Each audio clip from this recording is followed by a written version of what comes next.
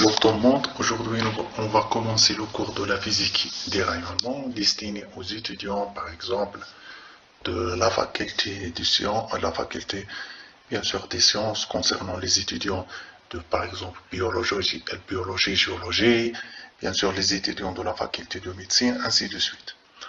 Donc tout d'abord on va commencer par par une introduction générale.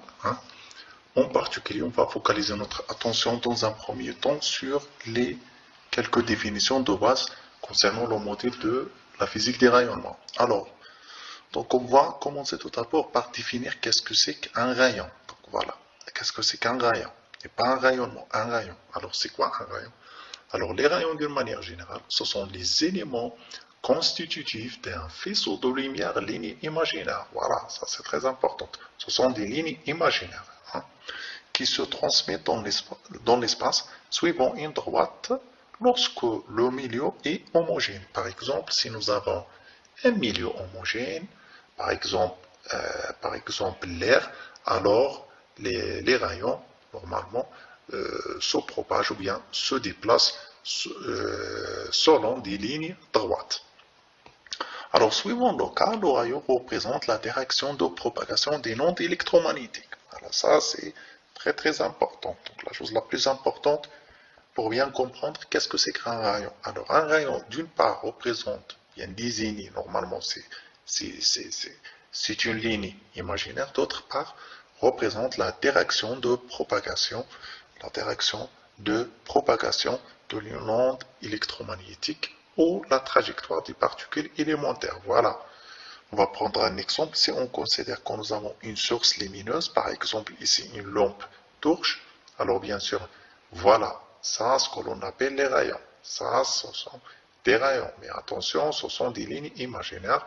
Par exemple, ici nous avons un rayon de lumière supérieur, ici un rayon de lumière inférieur, et cet espace qui existe ici, c'est-à-dire l'espace situé entre ces deux rayons-là, voilà, représente ce que l'on appelle un faisceau de lumière. Et bien sûr, lorsqu'on parle sur un faisceau de lumière, représente plusieurs rayons. Alors maintenant, on va parler sur les rayonnements. Alors, peut être défini comme étant le transfert d'énergie. Voilà la chose la plus importante ici. Donc la chose la plus importante concernant le rayonnement représente, bien désigner quoi physiquement? Désigner le transfert d'énergie sous forme des ondes électromagnétiques ou bien des particules subatomiques.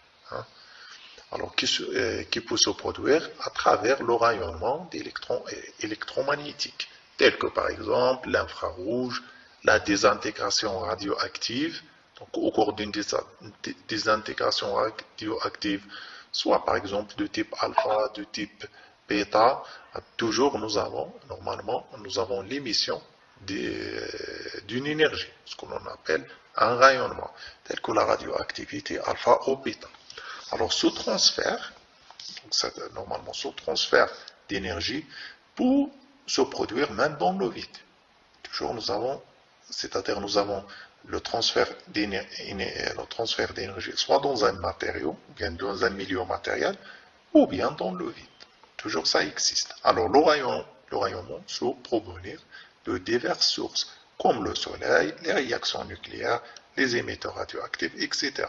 Et là, normalement, l'exemple ici, bien dans ce cadre le plus courant, c'est le rayonnement du soleil dans l'espace. Alors, on suppose ici que nous avons le soleil, alors toujours, ce soleil va émettre des rayonnements, ce qu'on appelle les rayonnements et pas des rayons. Maintenant, on va définir la troisième notion, bien la troisième définition, ce que l'on appelle les radiations. S'il vous plaît, il faut distinguer entre. Nous avons dit qu'un rayon, normalement c'est une ligne imaginaire, et normalement on désigne physiquement, ou bien ça nous donne l'information sur la propagation de rayonnement électromagnétique. Nous avons dit qu'un rayonnement désigne ou bien représente le transfert d'énergie électromagnétique. Par contre, lorsqu'on parle sur la radiation, alors ce terme est souvent utilisé de manière plus spécifique pour désigner le processus d'émission de particules subatomiques ou des ondes électromagnétiques par une source radiative. Donc on va prendre un exemple. Alors les émissions des particules alpha, bêta et gamma à partir d'un matériau radioactif sont de forme des radiations. Alors voilà, on considère ici par exemple, nous avons un noyau atomique radioactif, c'est-à-dire un noyau qui existe dans un état excité. Alors toujours, au cours de cette désintégration, toujours, nous avons l'émission des rayonnements. L'émission des rayonnements, attention, nous avons l'émission des rayonnements. Et l'émission de rayonnement, c'est la radiation. Alors maintenant, on va définir ce que l'on appelle les classifications des rayonnements. Alors les rayonnements peuvent être classés en plusieurs catégories suivant leur nature électromagnétique ou bien corpusculaire et aussi selon leur indication sur la matière. Alors, on va prendre dans un premier temps ce que l'on appelle les rayonnements ionisants et les rayonnements non ionisants. Alors, un rayonnement non ionisant, c'est un rayonnement qui ne peut pas ioniser la matière. Je répète, un rayonnement non ionisant, c'est un rayonnement qui ne peut pas ioniser la matière. C'est-à-dire, même si par exemple, si on frappe la matière ou bien l'atome par des rayonnements non ionisants, alors toujours, cet atome reste le même. Cet atome reste le même. Attention, reste le même. C'est-à-dire, nous n'avons pas normalement une perte des électrons, c'est-à-dire des électrons qui sortent de l'atome. Par contre, lorsqu'on parle sur un rayonnement ionisant, alors ce genre de rayonnement peut ioniser la matière. C'est-à-dire quoi? C'est-à-dire dans ce cas-là, l'atome devient un ion. Pourquoi? Parce que ces rayonnements ont la capacité d'ioniser la matière. Et c'est quoi ioniser la matière? C'est-à-dire arracher un électron de l'atome. C'est-à-dire un électron, bien plusieurs électrons sortent de l'atome. Donc ces rayonnements ionisants, alors d'origine cosmique ou terrestre, sont soit des particules chargées, dites directement ionisantes, comme des particules alpha, des particules bêta plus ou bêta moins, des protons ou des ions lourds. Normalement, ce sont des particules chargées, c'est-à-dire sont caractérisées par une charge. Alors, des particules non chargées, lorsqu'on parle des particules non chargées, c'est-à-dire n'ayant pas de charge, c'est-à-dire leur charge est égale à zéro, c'est-à-dire ce sont des particules neutres. Alors ce genre de particules dites indirectement ionisantes, des neutrons ou des photons. Bien sûr, les neutrons et les photons, normalement, sont des particules neutres. Gamma, si elles sont issues d'un noyau radioactif, ou X, si elles sont issues de transition dans le cartage électronique d'un atome. Alors voilà, donc ici, cette figure représente la différence entre un rayonnement ionisant et un rayonnement ionisant. Donc les rayonnements ionisants se sont caractérisés par une faible longueur d'onde, par rapport, lorsqu'on parle avec les rayonnements non ionisants, et par conséquent sont caractérisés par une fréquence très très grande, et par conséquent donc sont caractérisés par une énergie très grande. Pourquoi? Parce que l'énergie E est égale à H nu. D'autre part, E est égal à Hc sur lambda, puisque lambda, les longueurs d'onde sont très, très petites, par conséquent l'énergie est très grande. Alors, concernant les rayonnements ionisants, sont caractérisés par une longueur d'onde très grande, bien très importante devant la longueur d'onde des rayonnements ionisants, et par conséquent, l'énergie de ce genre de rayonnement est faible. C'est pour cela, voilà la cause responsable des phénomènes de l'ionisation, c'est-à-dire pour les rayonnements ionisants, puisqu'ils sont caractérisés par une énergie très importante, donc ayant une grande probabilité ou bien une grande possibilité pour ioniser la matière. Par contre, lorsqu'on parle sur les rayonnements non ionisants, c'est-à-dire normalement n'ayant pas la capacité ou bien l'énergie nécessaire pour ioniser la matière.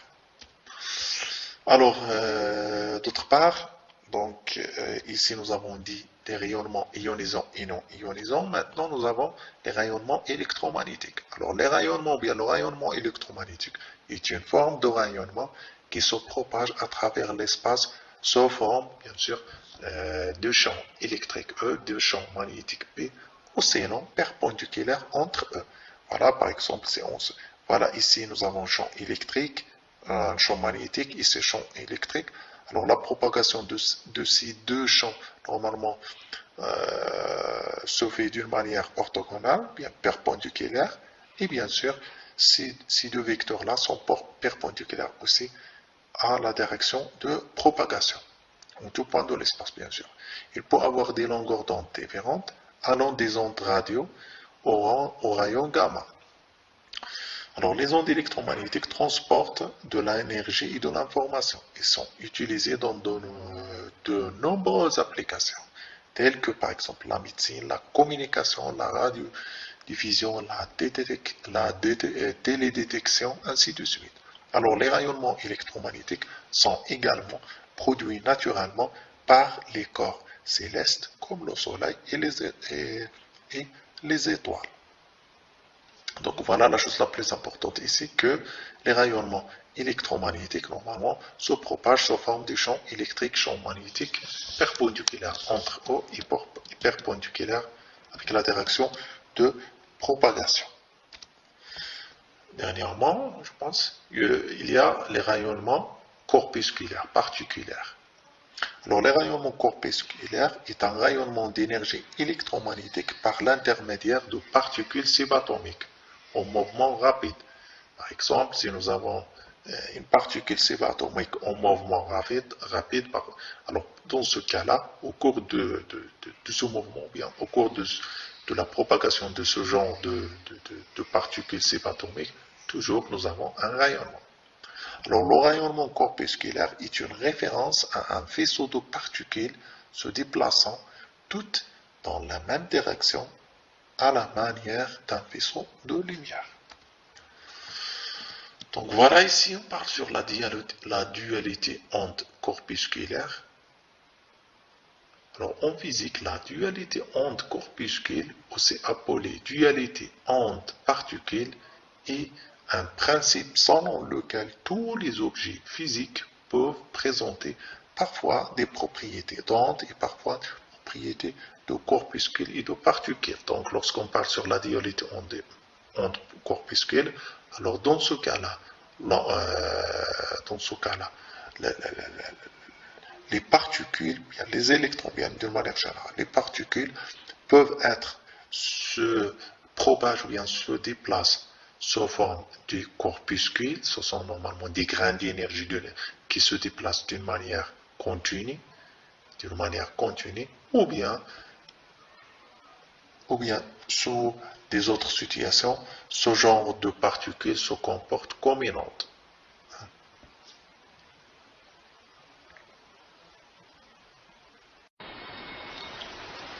Donc, d'après cette dualité onde-corpuscule, on peut récapituler facilement que tous les objets physiques peuvent présenter parfois soit des propriétés d'onde, soit des propriétés corpuscules. Bien sûr, ces choses-là pour les objets physiques de genre de particules. Alors, maintenant, pour bien comprendre ces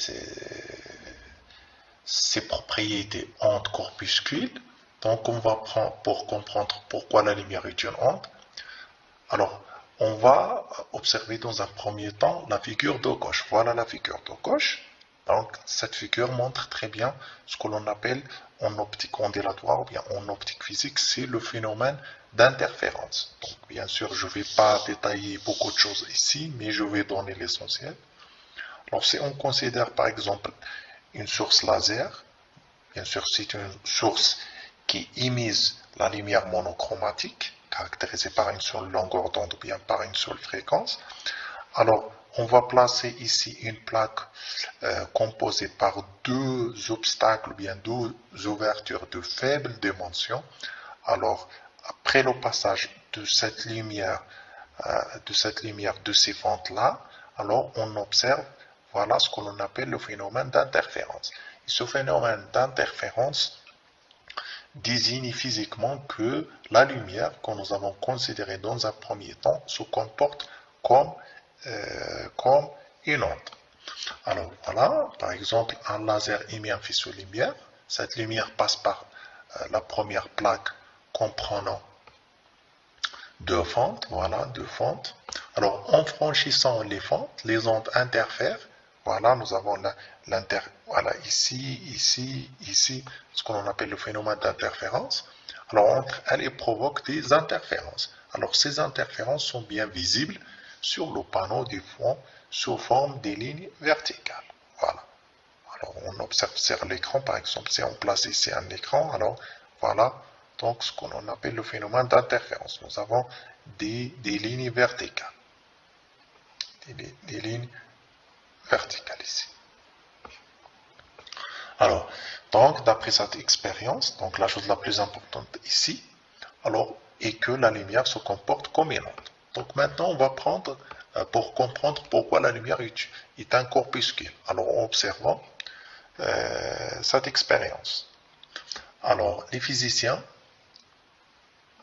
ont recommencé la même expérience que nous avons effectuée ici, en projetant des photons un par un. Attention, voilà la différence. Ici, nous avons des ondes qui passent sur cette fente et des ondes qui passent sur cette fente en même temps. Attention, en même temps. Par contre, ici, on va, par exemple, nous avons des ondes qui passent sur cette fente et après quelques instants, nous avons d'autres ondes qui passent par cette fente. Alors, ils ont constaté que le photon passait un coup dans la première fente, un coup dans la deuxième, mais jamais les deux en même temps. Alors, le résultat sur le panneau, ou bien sur la figure, ou bien sur l'écran, pardon, des fonds de la figure de droite n'est pas le même. Donc, voilà. Donc, ici, voilà le phénomène que nous avons observé ici. Voilà le phénomène que nous avons observé ici. Ici, il n'y a pas d'interférence. Donc, nous n'avons pas d'interférence. Voilà. Voilà, normalement, le déplacement, ou bien la trajectoire, ou bien le chemin de l'onde qui passe par cette fente, voilà le chemin de cette onde qui passe par cette fente. Donc, il n'y a pas d'interférence, mais deux bandes de lumière correspondent à chaque fente. Voilà. Alors, la lumière s'est comportée non pas comme une onde, mais comme un corpuscule. Vous voyez ici. Donc, pour récapituler cette diapositive, alors la lumière soit se comporte comme une onde d'après le phénomène, ou bien d'après l'expérience de l'interférence, ou bien se comporte comme une particule. Donc maintenant, on va parler sur les grandeurs caractérisant les rayonnements électromagnétiques. Alors, une onde électromagnétique est caractérisée par plusieurs grandeurs physiques. Donc, dans un premier temps, ce que l'on appelle la longueur d'onde, elle exprime le caractère oscillatoire périodique de l'onde dans l'espace. C'est la longueur d'onde d'un cycle d'une onde. La distance sépare deux crêtes successives. Elle est mesurée en mètres où l'un de ces se multiplie.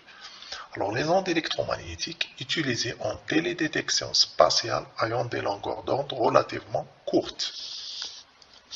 Alors, la deuxième caractéristique, ce que l'on appelle la période, elle représente le temps nécessaire pour que l'onde effectue un cycle. Alors, l'unité dans ce cas-là est la seconde. Bien sûr, on travaille dans le système des unités internationales. Aussi, une autre caractéristique, ce qu'on appelle nombre d'ondes, sigma, nombre d'ondes par unité de longueur. C'est sigma, c'est 1 sur l'onde.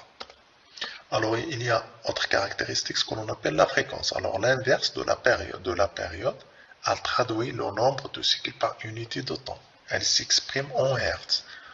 Un Hertz équivalent à une oscillation par seconde, ou en multiple des Hertz. Les ondes électromagnétiques utilisées en télédétection spatiale ayant des fréquences très élevées. Alors, la longueur d'onde et la fréquence sont inversement proportionnelles. Et voilà la relation qui relie entre la longueur d'onde et la fréquence. Lambda est égal C sur la fréquence. Attention ici, ça, ce nu, ça représente la fréquence, n'est pas la vitesse.